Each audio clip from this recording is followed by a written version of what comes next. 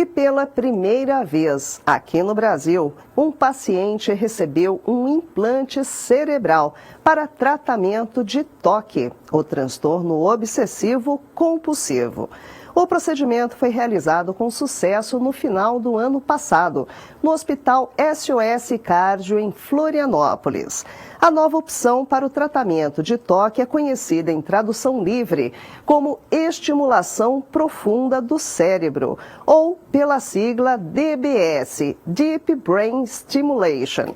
Em resumo, um dispositivo inserido por meio de uma pequena abertura no crânio promete melhorar os sintomas de origem neurológica, usando eletroestimulação. E para falar um pouco mais sobre esse assunto, vamos receber agora a participação especial do Dr. Álvaro Machado Dias. Vamos lá conversar um pouquinho com o Dr. Álvaro, que é neurocientista, futurista e nosso colunista também. Vamos lá. Olá, doutor Álvaro, bem-vindo novamente numa participação especial nessa sexta-feira de carnaval. Bem-vindo, boa noite. Obrigado, boa noite, Marisa, que legal estar aqui novamente. Álvaro, vamos falar um pouquinho sobre o que é o TOC, só para relembrar as pessoas, o que é exatamente o TOC e como esse transtorno se manifesta. Claro, o transtorno obsessivo compulsivo é uma doença psiquiátrica que é caracterizado pela tendência à reiteração. Então, a pessoa, por exemplo, tem pensamentos repetitivos, ruminações, coisas que ficam ocorrendo. Ela desenvolve rituais em função disso. E a vida dela, ao longo do tempo, passa a ser dominada por aquilo que no passado já foi chamado de fantasia.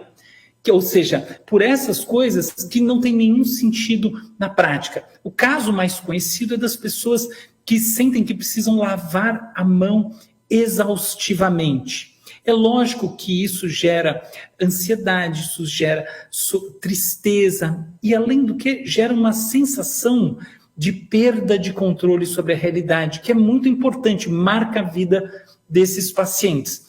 Então, no final das contas, é algo que, às vezes, alguém olhando de fora pode achar que não é tão sério, mas, no fundo, é muito grave e tira a pessoa da sua capacidade de atuar de maneira equilibrada, normal, na vida como um todo. Agora, Álvaro, falando um pouquinho da cirurgia, como que um implante, como foi feito, pode fazer a diferença nesses casos? Olha só, algumas áreas que estão assim, lá no fundo do cérebro, em partes que a gente chama de subcorticais, sobretudo nos chamados gânglios da base e regiões ali coligadas, são muito associadas a essas tendências repetitivas. Inclusive, são muito associadas ao planejamento e à ação motora, comportamento motor.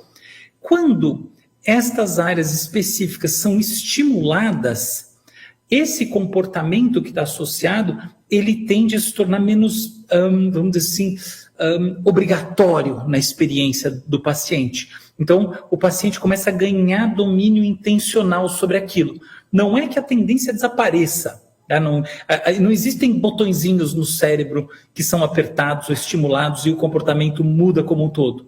Mas definitivamente mitiga os sintomas, porque o sujeito deixa de sentir a obrigatoriedade, a compulsão à ação de maneira tão intensa. E aí ele consegue conduzir com a ajuda de medicamentos e outras coisas, terapias, a vida de maneira mais normal. Então, na prática, tem um papel fundamental nos casos em que os tratamentos convencionais não funcionaram. Então, não é a primeira opção, né? Ninguém... nem o psiquiatra sugere uma neurocirurgia, né, passar o caso para a neurologia sem antes testar de fato as possibilidades. Acontece que muitos casos não respondem, e aí esse é o encaminhamento que pode botar de novo esse sujeito em rota. Agora, doutor Álvaro, já foi feita alguma experiência similar mundo afora e quais foram os resultados obtidos?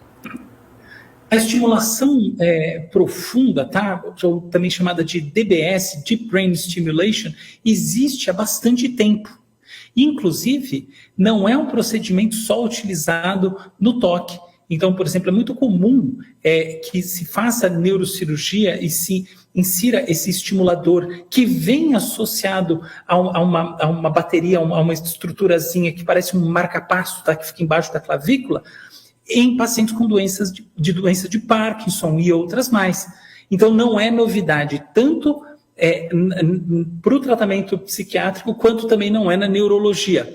A novidade é o Brasil estar, né, conseguindo responder a esses desafios tecnológicos, né, que são médicos e tecnológicos ao mesmo tempo, com sucesso.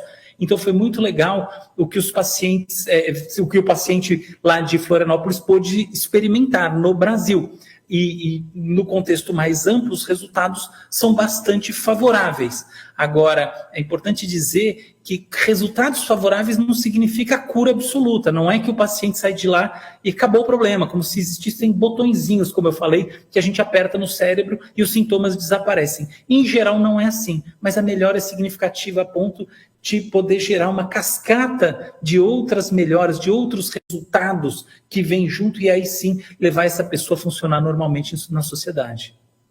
Ou seja, nesses casos, então, é recomendado, por exemplo, um acompanhamento psicológico até para a pessoa se reorganizar com auxílio, além da cirurgia, ter também um apoio psicológico ou não? Sem a menor dúvida, eu acho assim, o que a ciência mostra é que essas mudanças de nível, né, como, por exemplo, a introdução de um estimulador elétrico no cérebro, e mesmo outros procedimentos, demandam, mais do que nunca, que todos os esforços sejam integrados para que dali o paciente realmente consiga caminhar em sentido ao restabelecimento da sua vida normal. Então, não é só isso. Em geral, esse é um paciente que vai continuar tomando a medicação e também vai fazer terapia, até porque boa parte daquilo que lhe acomete vem do próprio condicionamento criado em função do sintoma de base biológica. Eu sei que parece estranho isso que eu falei, difícil de entender, mas eu vou explicar. Imagina que você tem uma inclinação que é de base biológica, qualquer que seja ela na sua vida. Uma vez que ela é exercida, aquilo gera um condicionamento comportamental. E mesmo sem essa base biológica, essa tendência se mantém. Afinal de contas, a gente não mantém os nossos hábitos? É a mesma história. Então, a gente precisa, nesses casos, mudar a habitualidade e não simplesmente atuar sobre a biologia, a estrutura do cérebro, como se isso fosse resolver todos os problemas humanos. Tá certo, curioso, tá aí. Contamos com a participação especial do Dr. Álvaro Machado. Mais uma vez, muitíssimo obrigada pela participação e por essas explicações interessantíssimas. Nos encontramos na próxima quarta-feira, não é? Sim, a gente se encontra na quarta, como sempre, e eu queria aproveitar para dizer que eu fiquei muito feliz, né, com essa notícia. Desde que ela apareceu no Olhar Digital. Eu achei que isso foi muito interessante, muito positivo. Eu acho que assim, é muito importante que tanto as coisas importantes aconteçam no Brasil, quanto que elas sejam divulgadas. Então, também parabéns para o Olhar Digital e parabéns para a equipe do SOS Cardio de Florianópolis, né, que conduziu a cirurgia com muito sucesso. E, claro, parabéns para o paciente, que eu não sei quem é, mas certamente é um felizardo. Com certeza. Tá aí, doutor Álvaro, muitíssimo obrigada, adorei as palavras, muito obrigada, a equipe toda agradece também. Muito obrigada, tenha um excelente fim de semana, bom carnaval e até a próxima quarta-feira. Até. É isso aí, pessoal, espero que vocês tenham gostado, muito interessante participação aí do Álvaro. Opa, deu tela cheia aqui para mim, vamos lá, deixa eu mudar aqui um pouquinho. Tá aí, super interessante, como diz o doutor Álvaro, super merecido, bem bacana, não?